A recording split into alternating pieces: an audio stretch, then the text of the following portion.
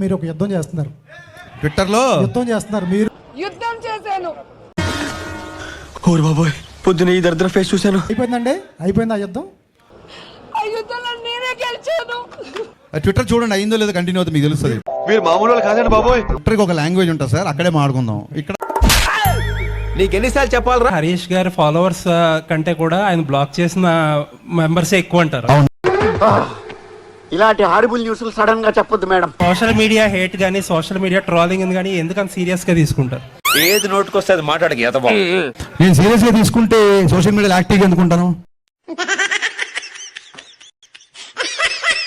సుమ గారు ఒకసారి స్నాక్స్ గురించి ఒక కామెంట్ చేసినప్పుడు, ఎందుకు సార్ పాతగాయని మళ్ళీ రేపుతారు? నేను బతకాలని ఆశపడుతున్నాను, నన్ను వదిలేయండి ప్లీజ్.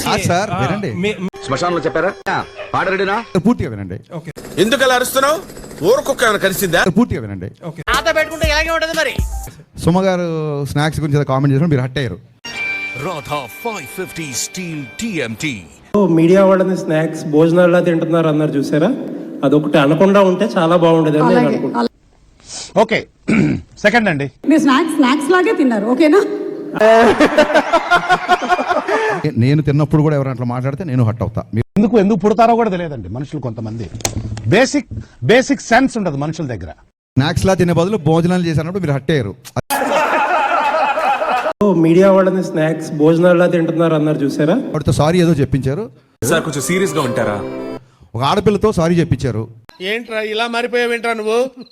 మీ సురేష్ కొండేటి, నాకు మొహమాటం లేదు, ఇది గుర్తుపెట్టుకో, తర్వాత మాట్లాడుకుందాం. సురేష్ కొండేటి ఒక ఆడపిల్లని క్వశ్చన్ చేసినప్పుడు మీరు అతనితో కూడా సారీ చెప్పించాలి కదా.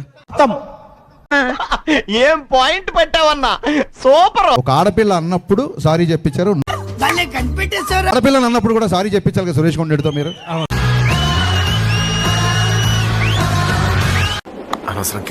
సురేష్ కొండరెడ్డి గురించి మాట్లాడారు కాబట్టి ఒక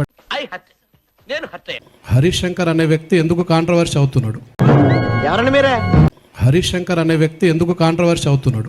క్వశ్చనింగ్ లేకుండా ఇప్పుడు సురేష్ కొండరెడ్డి గారితో ప్రవర్తించినట్టు మీతో ఎప్పుడు ప్రవర్తించి ఉండను నాకు తెలిసి.